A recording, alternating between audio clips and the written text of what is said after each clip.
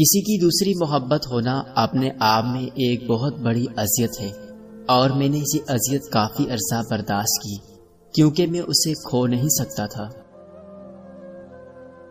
کوئی ہمیشہ آپ سے خوش نہیں رہ سکتا۔ آپ جتنا بھی کسی کو خوش کرنے کے لیے خود کو اذیت میں ڈالیں گے، مگر ایک دن انجانے میں کی ہوئی بھول پر وہ آپ کی ساری محبتیں، آپ کی ساری ہمدردیاں آپ کے منہ پر مار دے گا۔ بس اپنے مطابق زندگی جیو، مگر کسی سے وفا کی امید مت رکھو۔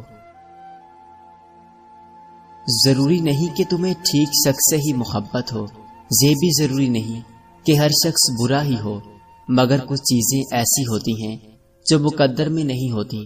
ہاں، وہ ہر شے پر قادر ہے، برے کو بہتر بناتا ہے اور بہتر کو بگاڑ دیتا ہے۔ پھر تم ضد پر کیوں اٹے ہو؟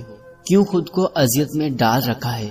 رب پر بھروسہ رکھو، کسی کو کب اور کیا دینا ہے وہ خوب جانتا ہے، اور در حقیقت وہ تمہیں بہترین سے نوازے گا۔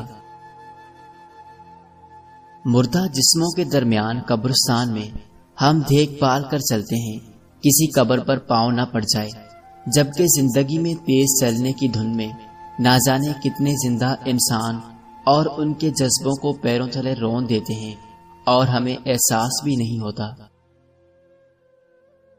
ہم محبت ختم نہیں کرنا چاہتے، نہ ہی کسی عزیز شخص سے دور جانا چاہتے ہیں، بلکہ ہم رابطے ختم کر دیتے ہیں کیونکہ ہم توجہ کی بھیک مانگ مانگ کر تھک جاتے ہیں۔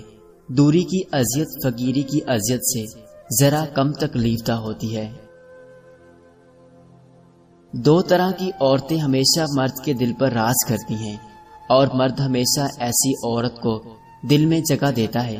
پہلی وہ جس میں حیا اور وفا ہو، دوسری وہ جس سے مرد کو عشق ہو۔